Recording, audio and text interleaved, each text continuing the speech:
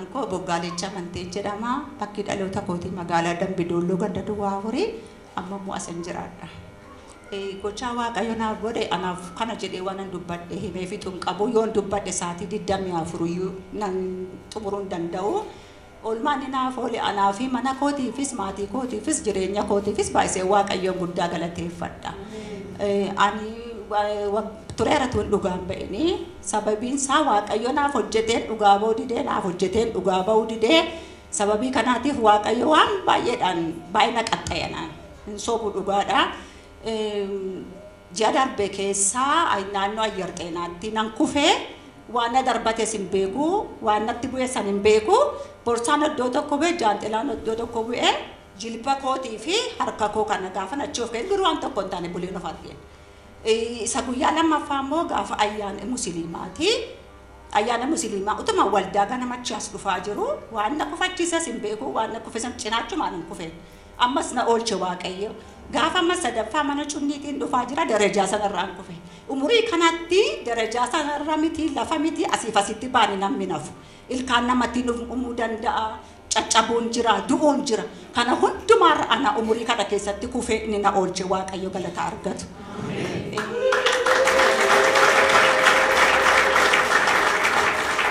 Inni lammaffaan immoo maaliidha? Waa'ee koriidarli maatii kana beektu warri kondeeminimii keessa jirtan beektu dhageessaniittusi waa'ee koriidarli maatii kana yaa'u waa'ee keenya namni baay'een beekuu hin danda'a ollaan beekuu hin danda'a namni baay'een beekuu hin danda'a yeroo ittiin akkasitti uffannee deemnu innis akkasitti uffatee deemu wanta dilootii guddaa keessa jiru namatti fakkaata. Inna warri keessa jirtanii birrii 20 kaffaltuu jedhan. Nuyi 20 miti birrii 20 kiisii keessa hin jiru. Yaa'u isuma inni ji'aan fudhatee dhufutu ittiin jiraanna malee ani firoota baay'een qaba biyya alaati. Dhugaadha. Daawwaladhee waan baay'eetti dubbadhee jennaani isa callisanii akka miree maaliidha naan jedhu keessa beekan baqa salachaameen Waaqayyoon kaffalaan jedhe. Dhugumaan bootaa yaada gaafa inni xurateenyaadha an hojiin qabu mana keessan taa jireenya damoozee xurateenyaa isaan eeggadha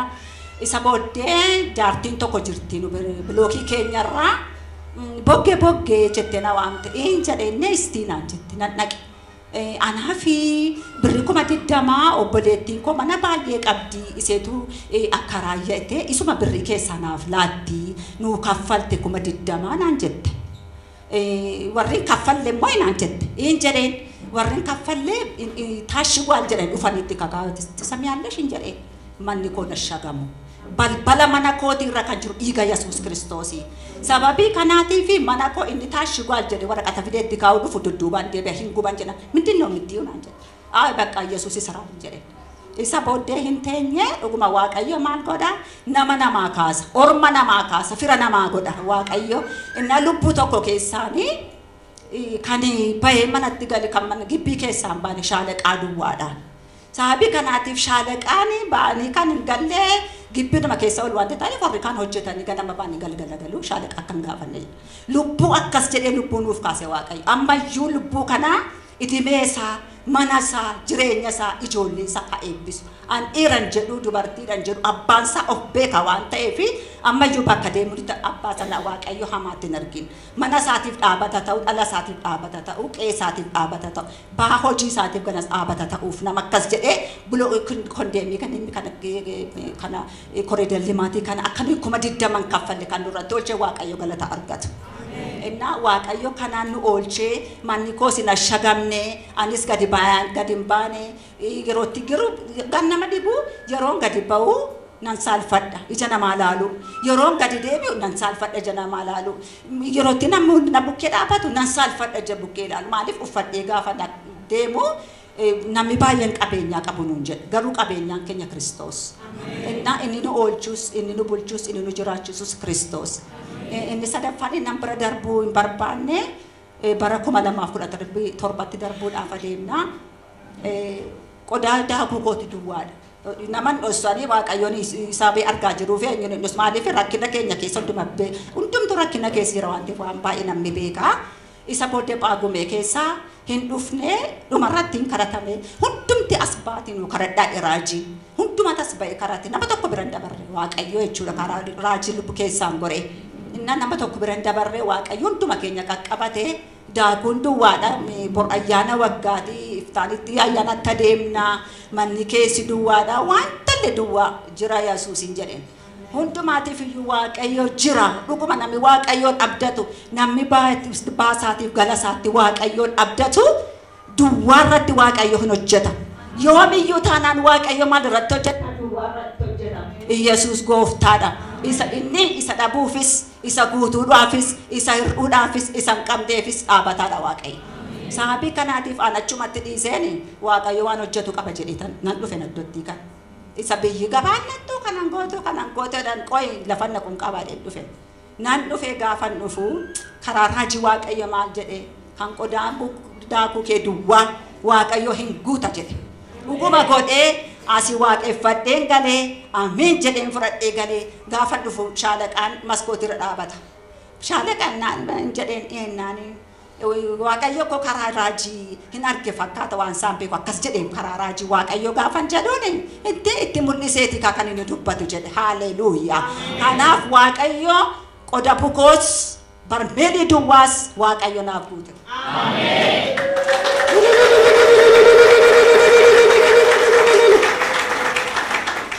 kanaafi tokkoffaan inni seetan na darbattu jedhee wanta yaaduufi tariimeen jedhe ganama karaa boleessa keenya ganama kottaati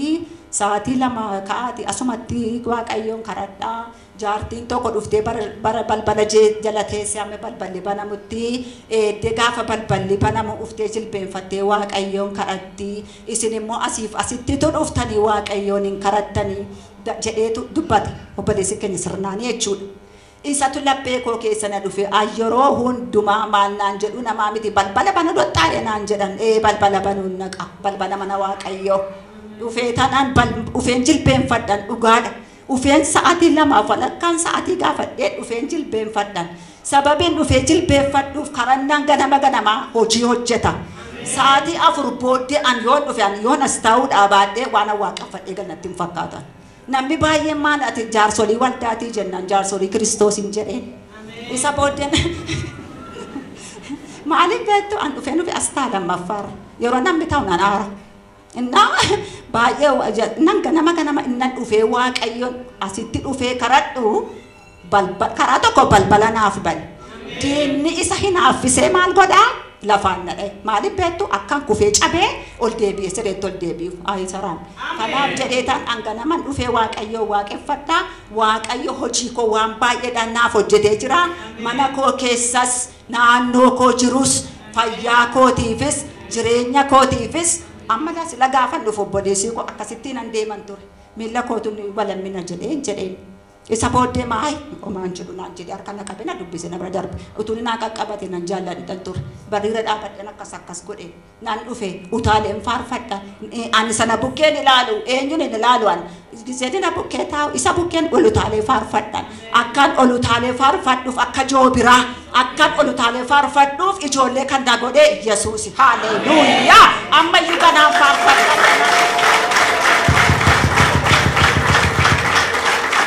se waaqayyoon guddaa galateeffadha raajii immoo naannessee fidee kaa'umsa anaaf waggaa 8 raajii wajjin raajii nan beekuta an waggaa 8 waldaa kan dhufuu baannaa waldaa gara biraa yoon naqee waan asitti ta'u yaada maaliifi waldaan kun waldaa hafuura qulqulluudhaan hojjetamu garaasaa gossee mar'umaansaa gossee ijoolleesaa achi qabee manasaa cufatee mataasaa fituun ta'in sabaaf addunyaadhaaf jilbeenfatee waaqayyoon karata an gisee namni waa'ee isaa dubbata marwaan kun na gubatan maaliifi hannan beekuu soban beekuu bishaan fidaanan gurguraan jedhu zayitii fidaanan gurguraan jedhu wangeellisaa wangeela dhugaati sababii kanaatiif arraajinan jaalladhan afuura isaas nan jaalladha jireenya isaas nan jaalladha hamiin beekuu soban beekuu nama dhugaadhaaf murteeffatee ka'eedhanni sababii kanaatiif sababii kanaatiif raajii ammayyuu idimeesaa hadheeressu Maatiisaa haadha manaasaa haa dheeressu. Ammayyuu balaan hin argatini. Kufuun hin argatini. Garuu wanta baay'isee waa'ee raajiitiif kan qulfiin mana isaa kan ta'e. Umurii isaa kanatti idimee nama Waaqayyoof hojjetuutu ta'ee jiru. Inni immoo qodaa ol fuudhee gad hin fuudhin. Mana qulfii isaa kan ta'e Waaqayyo kunooti jedhee kenna. Iji diinaa hin ilaalin. Iji hamaan hin ilaalin. Waaqayyo waan baay'ee irratti labsee warra eegaa ture. Yeroo itti kurfaanii ajjeesuuf jedhan jedhaa milissee. Ammas ganaa milissaa. Anaan jilba kootiin jilbee kana waa'ee isa dadhabina koo keessatti wanta isaaf kadhadhu ila ammayyuu addunyaadhaaf hajooru balbala dhugaan isinis jilbeenfadhaa kadhadhaa fi qulfii mataasaa uffetta jedhu biyya makiinaadhaaf kadhataa manaan waan adda addaatiif kadhataa ani immoo isaaf hawwiin koo bara jireenya bara baraatti mana jireenyaa qulfii itti kennu Waaqayyo ammayyuu umurii isaa haa dheeressu bara isaa haa dheeressu ammayyuu gufuunis hin argatini balaas hin argatini Waaqayyo amma immoo karaa taabotees wanta natti dubbatee jira karaa taabotees naa ta'ee hundumtuu argatanii qulfiin harkatti galeera waa'ee mana murtiin karachiisee ture karatteetti beetti hojjeteera taabotee ammayyuu idimeesee manasee ijoolleesee jireenyasee haa eebbisu wangeelaawwi fayyees haa eebbisu tajaajiltoota mana kana keessa tajaajilan amantoota mana kana keessaa waaqeffatan bara isaanii umurii isaanii ammayyuu haa dheeressu kanaaf raajii ammayyuu munaa eebbisan dhaabbiseen qufu bakka